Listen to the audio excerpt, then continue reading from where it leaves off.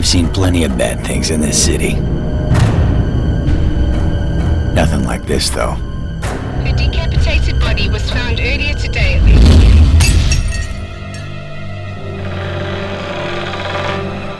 I can't tell the difference between what's real and what's in my head.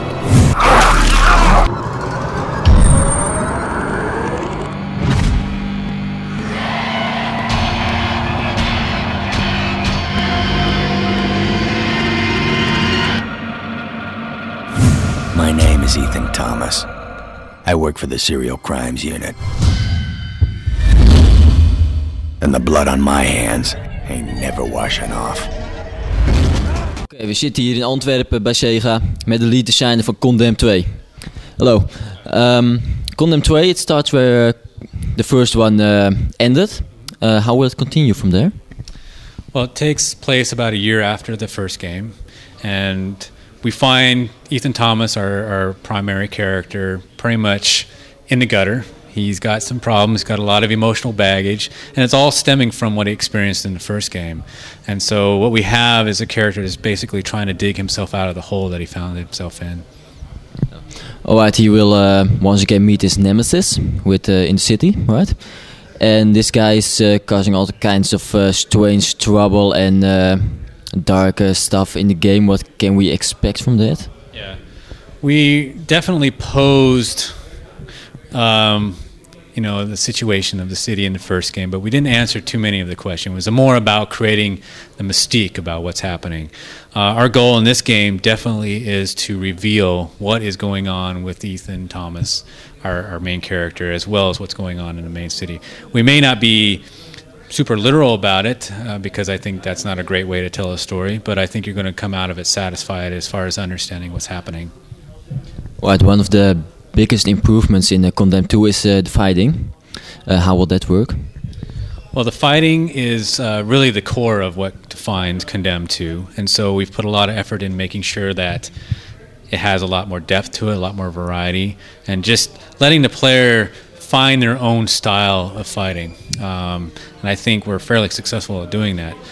Just for example, we've added some really powerful combos. We've got something that we call chain attacks, and we let the player use the environment as weapons as well as ways dispatching enemies. So there's plenty of ways for the player to go about being an efficient player and dispatching enemies.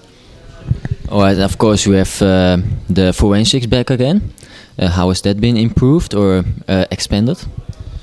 Forensics in the first game was successful in the sense that it added a nice dimension to the game, but it didn't give enough gameplay to the experience. And so we wanted to make sure that the player was more engaged in what was going on forensically in the second game.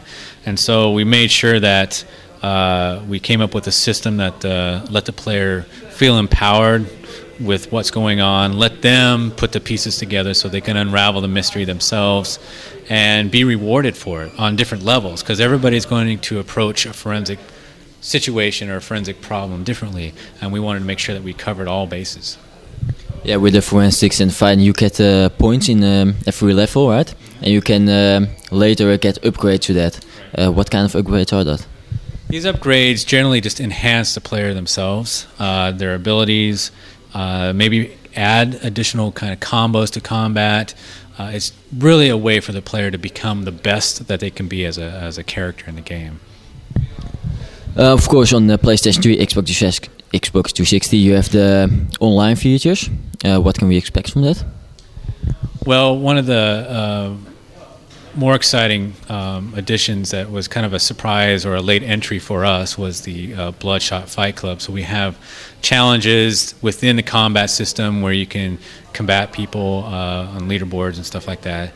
Then we have our multiplayer, of course, which is a new component to the franchise, which was sorely missed in the first game. So we wanted to make sure that we had a strong multiplayer element in this particular version of the game. And of course, we have our achievements. I think we have a very well-rounded product that utilizes almost every aspect of live. Alright, you get two different versions. Are there any differences between the PlayStation 3 and Xbox 360, or are they just the same? We made sure that both products are exactly the same. Under the hood, of course, they're different, but what the player experiences is really the same for the both products. And when can we expect the game in the shops? We're looking at March 14th, and it will be for the 360 and the PS3.